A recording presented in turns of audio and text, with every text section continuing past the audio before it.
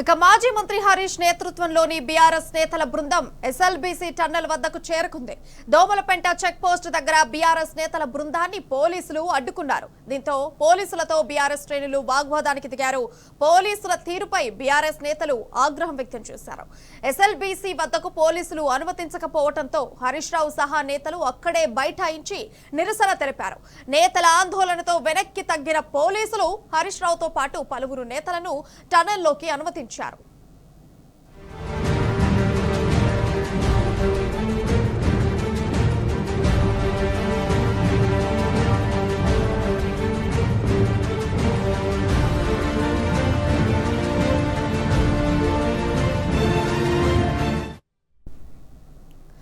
ఈ అంశానికి సంబంధించిన సమాచారం మా ప్రతినిధి శేఖరాచారి లైవ్ ద్వారా అందిస్తారు.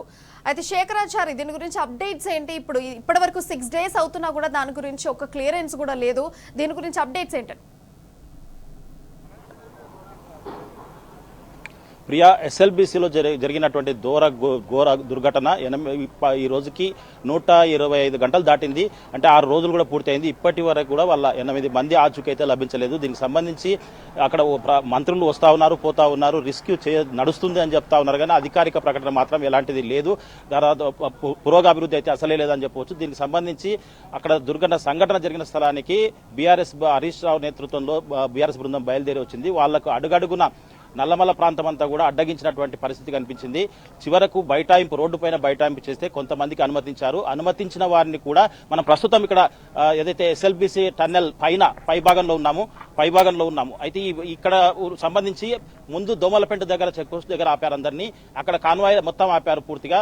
ఇక్కడ ప్రస్తుతం మళ్ళీ ఇక్కడ జేపీ గెస్ట్ హౌస్ అని ఉంటుంది. ఈ జేపీ గెస్ట్ హౌస్ వద్ద ఒక రోపు పెట్టేసి ఇక్కడ ఆపారు. అయితే కొంతమంది ప్రజాప్రతినిధులు ఇప్పుడు బీఆర్ఎస్ సంబంధించినటువంటి ఉమ్మడి మహబూబ్నగర్ జిల్లా ఎమ్మెల్సీ నవీన్ రెడ్డితో పాటు రజనీ సాయి చంద్ తో పాటు మరి కోటిరెడ్డి మాజీ ఎమ్మెల్సీ వీళ్ళంతా కూడా ఇక్కడికి వచ్చారు. వాళ్లకు ఉన్నతాధికారులు అనుమతించారు, కానీ ఇక్కడ ఉన్నటువంటి అధికారులు కూడా ఆపారని చెప్పి వాళ్ళతో వాగ్వాదానికి దిగినటువంటి పరిస్థితి. ప్రస్తుతం మనతో పాటుగా ఉమ్మడి మహబూబ్నగర్ జిల్లా ఎమ్మెల్సీ నవీన్ రెడ్డి గారు ఉన్నారు. వారితో మాట్లాడదాం. అన్న, చెప్పండి, ఏంటి పరిస్థితి? ఇప్పటి వరకు 8 మంది అంతు చిక్కని ఆచూకీగా కనిపిస్తా ఉంది. మంత్రులు వస్తా ఉన్నారు, పోతా ఉన్నారు. కనీసం అక్కడ వెళ్లి అనుభవజ్ఞులైనటువంటి హరీష్ రావు బృందం వెళ్ళడానికి వెళ్తే కూడా అడ్డుకుంటున్నటువంటి పరిస్థితి. వాళ్ళతో పాటు మిమ్మల్ని కూడా అడ్డుకున్నారు, మేము చూసాము. ఏంటి పరిస్థితి? ఈరోజు దాదాపుగా సంఘటన జరిగి 6 రోజులు కావస్తుంది.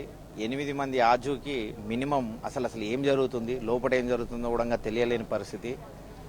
హరీష్ రావు గారి నేతృత్వంలో ఉమ్మడి మహబూబ్నగర్ జిల్లా, ఉమ్మడి నల్గొండ జిల్లాకు సంబంధించి ప్రజాప్రతినిధులను తీసుకొని అసలు ఇక్కడ సంఘటన ఏం జరుగుతుంది, నిజంగా ఏదైనా తప్పిదం జరిగినా సలహాలు సూచనలు తీసుకోవాలి. ఎటువంటి సలహాలు సూచనలు లేవు. వాళ్ళు కాపాడడానికి అసలు వీళ్ళు ఏం ప్రయత్నం చేస్తలేని కనబడుతుంది. ఎందుకంటే మీరు చూస్తున్నారు, హెలికాప్టర్లు ఇక్కడనే ఉన్నాయి, మినిస్టర్లు వస్తున్నారు, ఇక్కడ కూర్చుంటున్నారు, వాళ్ళు కూర్చుంటున్నారు, తింటున్నారు, పోతున్నారు తప్పించి ఒక్క కార్యాచరణ కూడా అసలు ఏం చేస్తున్నారు ఆ 8 మంది గురించి అనేది ఇప్పటివరకు ఒక క్లారిటీ లేదు. బీఆర్ఎస్ గవర్నమెంట్ హయాంలో దాదాపుగా 11 కిలోమీటర్ల టెన్నెల్ వర్క్ జరిగినప్పుడు ఒక చిన్న సంఘటన కూడా జరగలేదు. వీళ్ళు ఒక 10 మీటర్ల వర్క్ కూడా జరగలేదు. ఇంత పెద్ద సంఘటన జరిగింది. 6 రోజులైనా కానీ ఆ 8 మంది ఆచూకీ కనుక్కోవడానికి వాళ్ళు ఎటువంటి అసలు ఏమి చేస్తలేరండి అని చెప్పి బయట సమాజం కూడా అందరూ అనుకుంటారు. మేము కూడా అసలు ఇక్కడ వచ్చి నిజంగా మానవ తప్పిదమా లేదు ఈ మినిస్టర్ల తప్పిదమా? ఎందుకంటే అవగాహన లేని, ఆలోచన లేని విధానంతో పోయినప్పుడు ఇలాంటి సంఘటనలు జరుగుతుంటాయి. ఇలాంటివి పునరావృతం కాకుండా అంటే హరీష్ రావు లాంటి మేధావులు ఉన్నారు, ఇంజనీర్లు ఉన్నారు, అంటే తెలంగాణలో మంచి మంచి నిష్ణాతులు ఉన్నారు. వాళ్ళని కూడా తీసుకొచ్చి ఏం చేస్తే మంచిగా ఉంటుందండి అని చెప్పి ఆలోచించాలే తప్పించి అసలు వాళ్ళు వస్తున్నారు, మినిస్టర్లు వస్తున్నారు, ఈడికి వస్తున్నారు, హెలికాప్టర్లు 2 వస్తున్నాయి, మినిస్టర్లు వస్తున్నారు, ఈడ కూర్చుంటున్నారు, వెళ్ళిపోతున్నారు తప్పించి నిజంగా పర్యవేక్షణ చేస్తే వాళ్ళు రోజు వీడియోలు ఎందుకు రిలీజ్ చేస్తలేరు? ఆ రోజు వీడియోల్లో అసలు ఎంత దూరం వర్క్ అవుతున్నది, ఎంత దూరం వాళ్ళని కాపాడడానికి ప్రయత్నం చేస్తున్నారు, అసలు ఎవరెవరు వస్తున్నారు అనేది ఇప్పటివరకు విశ్లేషణ లేదు. ముఖ్యమంత్రి గారు మా సొంత డిస్టిక్ మహబూబ్ నగర్లో ఇంత పెద్ద సంఘటన జరిగితే ముఖ్యమంత్రి గారు కనీసం ఇక్కడికి వచ్చి సందర్శించిన సంఘటన లేదు. ఆయన 8 మందికి సంబంధించి ఆయనకు నిజంగా ఏదైనా బాధ ఉంటే నిజంగానే ఆ బాధను వ్యక్తపరచడానికి ఇక్కడికి వచ్చి వాళ్ళకి సపోర్ట్గా అంటే నిష్ణాతులు ఆయన అందరు తీసుకొచ్చి వాళ్ళని రక్షించడానికి ప్రయత్నం చేయాలి. కానీ ఈయన ఢిల్లీ పోవడానికి, ఎలక్షన్ ప్రచారం తిరగడానికి మాత్రమే సరిపోతుంది. ఇకనైనా ముఖ్యమంత్రి గారు బుద్ధి మార్చుకొని నిజంగా ఈ 8 మంది ప్రాణాలు కాపాడడానికి శాయశక్తుల కృషి చేయండి. మానవ తప్పిదమైన మళ్ళీ ఇలాంటివి జరగకుండా చూసుకోవాలంటే నిష్ణాతులైన హరీష్ రావు లాంటి అంటే అనుభవజ్ఞుల లాంటి సలహాలు సూచనలు తీసుకోవాలి. ఎందుకంటే ఏ గవర్నమెంట్ చేసినా ప్రజల గురించే, ఇది ప్రజల సొత్తుతోటే చేస్తుంది. కాబట్టి మీరు నిజంగా శ్రద్ధ తీసుకొని అంటే అనుభవం లేని వాళ్ళని తీసుకొచ్చి మినిస్టర్లను కూర్చోబెడుతున్నారు, అనుభవం ఉన్న వాళ్ళనేమో అసలు ఎవరిని ఇక్కడికి పిలుస్తలేరు. ఆ 8 మంది కాపాడడానికి మీరు ఏం ప్రయత్నం చేస్తారు అనేది ఇప్పటివరకు లేదు. కాబట్టి ఆ 8 మందిని రక్షించడానికి మీరు ఏం చేస్తారో మా బృందం వచ్చి చూసి, అలాగే మా నుంచి కూడా ఏదైనా హరీష్ రావు గారి లాంటి వాళ్ళు ఎవరైనా సలహాలు సూచనలు ఇస్తారేమో తీసుకుంటే బాగుంటుంది. కానీ ఇట్లా అడ్డగించి అసలు మాకు ఆడ నుంచి ఇక్కడికి రావడానికి 5 గంటలు ప్రయాణం పట్టింది. ఎక్కడిదక్కడ ఆపేస్తున్నారు. అసలు వెహికల్స్ పోవడానికి అలౌడ్ లేదంటారు, పర్మిషన్ లేదంటారు. అవేమో చూడడానికి వచ్చింది ఆ 8 మందిని ఏ విధంగా కాపాడుతారు, ముందు చర్యలు ఏం తీసుకుంటారు చూడడానికి. ఇక ముందు ఇలాంటి తప్పిదాలు గవర్నమెంట్ జరగకుండా చూడాలంటని చెప్పి సలహాలు సూచనలు ఇవన్నీకి వస్తే కూడా వాళ్ళు స్వీకరించడానికి రెడీగా లేరంటే ఒకసారి ఆలోచించండి. మేడం చెప్పండి, ఒక మహిళ అంటే రిప్రజెంటేటివ్గా మీరు కూడా బృందంలో వచ్చారు. అయితే అక్కడి నుంచి దోమలపేట నుంచి కూడా లోపలికి వదలారు, ఇక్కడ మిమ్మల్ని కూడా అడ్డుకున్నటువంటి పరిస్థితి, దీన్ని ఎట్లా చూస్తారు? తర్వాత అక్కడ వారి జరిగిన సంఘటన గురించి ఏం చెప్తారు? ఒకటండి, ఈరోజు ఉమ్మడి పాలమూరు జిల్లా నుంచి సీఎంగా రేవంత్ రెడ్డి గారు ఉన్నారు. ఒకటే మాట మాట్లాడారు ఇంతకుముందు, ఈ పాలమూరు జిల్లాలో ఎవరికి ఏమైనా లేదంటే ఎటువంటి సంఘటన జరిగినా ఒక నిప్పు కణిక, నా జోలికి ఎవరన్నా వచ్చినా నిప్పు కణికలు అవుతారు అని మాట్లాడారు. మరి ఈ రోజు జిల్లాలో ఇంత పెద్ద సంఘటన జరిగింది. ఈ రోజు ప్రజాప్రతినిధులుగా చాలా మంది అక్కడ ఏం జరిగిందో వాస్తవం తెలుసుకోవాలని వచ్చినప్పుడు అడుగడుగున అడ్డుకోవాల్సిన భయం ఎందుకండి ముఖ్యమంత్రి గారికి? ఇక్కడ పనులు సక్రమంగా జరుగుతుంటే, మీరు ఆపద నుంచి వాళ్ళని బయట వేసే కార్యక్రమాలే చేపడుతుంటే, మీరు ఎందుకు ప్రతిపక్షంగా ఉన్న బీఆర్ఎస్ పార్టీకి, హరీష్ రావు గారికి, కేసీఆర్ గారికి, చాలా మంది నాయకులకు భయపడి అడుగడుగున అడ్డుకోవాల్సిన అవసరం ఏందని మేము అడుగుతున్నాం. ఇంకొకటి, అక్కడ 8 మంది ప్రాణాలు చాలా ఆపత్కర పరిస్థితుల్లో ఉన్నారు. ఎటువంటి సహాయక చర్యలు తీసుకుంటున్నారు? ఈ రోజు హెలికాప్టర్లో వచ్చి తిరిగి చూడడం కాదండి, ఒక ప్రజాప్రతినిధులుగా రండి, ఏం జరుగుతుంది, ఎటువంటి చర్యలు తీసుకుంటున్నారు? ముందుగా ఈ రోజు ఎస్ఎల్బీసీ ప్రారంభించే క్రమంలో మీరు ఇటువంటి సంఘటన జరిగితే పరిస్థితి ఎలా ఉంటది ఏంది అని ఆలోచించకుండా మీరు పని ప్రారంభించడం అనేది మీ పరిపాలనా నిర్లక్ష్యానికి ఇది ఒక నిదర్శనం అని చెప్తున్నాం. రెండవది, ఇంకొకటి, ఇంతకు ముందు ఎమ్మెల్సీ గారు చెప్పారు 11 కిలోమీటర్ల వరకు మేము బీఆర్ఎస్ పార్టీ అంతకుముందు ప్రభుత్వంలో తవ్వినా కూడా ఎటువంటి చిన్న సంఘటన కూడా జరగలేదని చెప్పి. ఇక్కడే కాదు, రాష్ట్రం మొత్తంలో ఎంత సుభిక్షమైన పరిపాలన 10 ఏళ్ల పాటు చూసాం. ఎటువంటి సంఘటనలు జరగకుండా చాలా ప్రజల్ని చాలా ప్రేమగా, లేకపోతే ప్రజలకి ఒక మంచి పరిపాలన అందించింది చూసాం. ఈ రోజు ఇక్కడ చూస్తే మీడియా మీద నిర్బంధం, మీడియాను తీసుకొని ఒక బయట ఎక్కడనో ఉంచడము, ఎండల్లో చాలా ఇబ్బంది పడుతూ కూడా ప్రజలకు వాళ్ళ సమస్య అక్కడున్న పరిస్థితి తెలియాలని చెప్తుంటే వాళ్ళ మీద నిర్బంధం. ప్రజలకు వాస్తవం ఏందో తెలియాలి అని చెప్పేసి మాకు బీఆర్ఎస్ పార్టీగా హరీష్ రావు గారు నాకున్న అనుభవం మేరకు ఏం జరిగిందని చెప్పేసి పరిశీలన చేద్దామని వస్తే అక్కడ నిర్బంధం, అడుగడుగున పర్మిషన్ తీసుకొని వచ్చినా కూడా ఎక్కడిదక్కడ రోపులు కట్టేసి నిర్బంధం. మేమేమంటున్నామంటే, మీరు ప్రజాపాలన అని చెప్పిరు, నిర్బంధం ఎందుకండి? ప్రజలకు వాస్తవం చెప్పండి, పరిస్థితులను సర్దుమణిగేటట్టు చేయండి.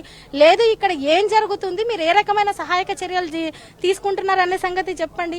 ఎంతసేపు హెలికాప్టర్లలో తిరగడము, నీళ్లకు వాటర్కి తేడా తెలియకుండా మంత్రులు మాట్లాడడము, ఇది కాదు కావాల్సింది. అక్కడ జరిగిన సంఘటనకు ఏంటి మీరు తీసుకుంటే తక్షణ చర్యలు మీడియా పాయింట్ ముందు రిలీజ్ చేయండి. మీరు ఇక్కడ ఏసీ హాల్లో కూర్చొని మాట్లాడడం కాదండి, అక్కడ కిందికి వెళ్ళి పరిస్థితులను చక్కదిద్దండి, ఆ ప్రాణాలను కాపాడండి అని చెప్తున్నాం మేము. మొత్తంగా చూసినట్టయితే అంటే 6 రోజుల క్రితం జరిగినటువంటి సంఘటనకు సంబంధించి ఇక్కడ ప్రతి క్షణం కూడా, ప్రతి గంట కూడా టెన్షన్ వాతావరణం నెలకొంది. వాళ్ళ కుటుంబ సభ్యులతో పాటు వాళ్ళందరూ కూడా చూసుకుంటే శేఖరాచారి టన్నల్లో 8 మంది చిక్కుకొని దాదాపుగా 6 రోజులు గడుస్తుంది. అండ్ ఇప్పటి వరకు కూడా చూసుకుంటే ఎలాంటి సహాయక చర్యలు చేపట్టారు? అక్కడ సహాయక చర్యలకు సంబంధించి ఇప్పటికే అంటే పలు రకాల సంస్థలు వచ్చేసి రెస్క్యూ చేస్తున్నాయని చెప్తున్నారు తప్ప వాళ్ళు అక్కడ ఎలాంటి సహాయక చర్యలు అని చెప్పేసి అధికారిక ప్రకటన అయితే ప్రభుత్వం ఇప్పటివరకు అయితే ఏది కూడా చెప్పలేదు. మంత్రులు వస్తున్నారు, అక్కడ చివరిలో ఒక ప్రెస్ మీట్ పెడుతున్నారు, దానికి సంబంధించి రెస్క్యూ కొనసాగుతుంది, తర్వాత కాపాడతామని చెప్పేవరకే. కానీ అనధికారికంగా ఎవరైతే రెస్క్యూ చేయడానికి వెళ్ళినటువంటి టీములు ఉన్నాయో వాళ్ళను మేము సమాచారం తీసుకొని అసలు ఏం జరిగింది ఆఫ్ ది రికార్డులో వాళ్ళు చెప్పినటువంటి సమాచారమే ప్రజలకు చేరవేస్తున్నాం తప్ప నిజమైనటువంటి అంటే అసలు ఏం జరుగుతుందన్నది ప్రభుత్వానికి బాధ్యత ఉంటుంది. ఒక ప్రముఖ వ్యక్తి హాస్పిటల్లో చేరితే గంటకు బులెటిన్ రిలీజ్ చేస్తారు, కానీ ఇంత పెద్ద ఇన్సిడెంట్ జరిగితే 8 మంది ప్రాణాలు అంటే ఎక్కడ అసలు ఏంటి అనే పరిస్థితి వాళ్ళకి తెలియకున్నటువంటి పరిస్థితుల్లో, అయోమయంలో ఉన్నటువంటి పరిస్థితుల్లో ఏ ఒక్క బులెటిన్ కూడా రిలీజ్ చేయకుండా కేవలం ఐఎంపీ ద్వారా ఒక సమాచారం సాయంత్రం రిలీజ్ చేస్తున్నారు తప్ప దాంతో పాటుగా ప్రజలకు సమాచారం చేరవేసేటువంటి ఎవరైతే మీడియా ప్రతినిధులు ఉన్నారో మీడియా ప్రతినిధులకు కూడా ఈ రోజు బీఆర్ఎస్ బృందం వస్తుందని చెప్పేసి పూర్తి ఆంక్షలు పెట్టినటువంటి పరిస్థితి కనిపిస్తా ఉంది. అంటే ఒక 5 రోజుల నుంచి మీడియాను లోపల అంటే వాళ్ళకు సౌకర్యాలు కల్పించి టెంట్ అవన్నీ ఉన్నప్పటికీ ఆ టెంటును ఉన్న ఫలంగా ఎండలో వేయించినటువంటి పరిస్థితి. అక్కడ టెంట్ సరిపోక చాలా మంది మీడియా ప్రతినిధులు కూడా బయట ఎండకు నిలబడుతున్నటువంటి పరిస్థితి. అంటే ఒకసారి మనం అర్థం చేసుకోవచ్చు. అంటే కనీసం మీడియా కూడా ప్రభుత్వం ఎంత అంటే చిన్న చూపు చూస్తుంది అనేది కూడా అర్థం చేసుకోవచ్చు. ఇది ఒకటే కాకుండా ప్రజాప్రతినిధి అంటే బీఆర్ఎస్ బృందంలో వచ్చిన వారిని కూడా ఉన్నతాధికారి అనుమతిస్తాడు. ఇక్కడికి వచ్చిన తర్వాత మిగతా అధికారులు ఆపేస్తారు. అంటే అక్కడికి బృందం 8 అంటే లిమిట్ గా పంపిస్తామని చెప్పారు. వచ్చిన కాన్వాయ్ 200 వాహనాలకు పైగా వచ్చాయి. లిమిట్ గానే పంపించారు. వచ్చిన వారిని కూడా సక్రమంగా పంపించలేదని చెప్పేసి కూడా ఇంతకుముందు నేతలు చెప్పినటువంటి పరిస్థితి అయితే కనిపిస్తా ఉంది. ఏదేమైనప్పటికీ ఇది ముమ్మాటికి ప్రభుత్వ నిర్లక్ష్యానికి కారణమే, తర్వాత అధికారుల వైఫల్యమే అని చెప్పేసి కూడా పలువురు తేల్చి చెప్తున్నటువంటి పరిస్థితి కనిపిస్తా ఉంది. ఇప్పటికైనా దానిపైన BRS party working president KTR గారు జ్యుడిషియల్ ఎంక్వైరీ చేయించాలని చెప్పారు. సిట్టింగ్ జడ్జి చేత దీనిపైన విచారణ జరిపించాలని చెప్పారు. స్వయంగా ఇప్పుడు కొద్దిసేపటి క్రితం హరీష్ రావు గారి బృందం లోపలికి వెళ్ళింది. వాళ్ళు వస్తే గానీ అసలు ఇప్పటివరకు ఎలాంటి రిస్క్ చేశారు, ఎలాంటి టీములు పనిచేశాయి, చేయాల్సింది ఏముంది, ఆయన గతంలో చాలా అనుభవమైనటువంటి శాఖ ఇరిగేషన్ శాఖ చేశారు కాబట్టి ఆయన అనుభవాల వాళ్ళను క్రోడీకరించి ఇక్కడ ఆయన ఏం సలహాలు చేస్తారు, వీళ్ళు చేసిన తప్పిదాలు ఏంటి కూడా ఇప్పుడు మీడియా ముందు ఆయన చెప్పబోతా ఉన్నారు. దాని కొరకే ఇక్కడ ఈ జేపీ ఇక్కడ గెస్ట్ హౌస్ వద్ద అంతా కూడా వెయిట్ చేస్తున్నాం. Priya. Right, thank you Shekharachari.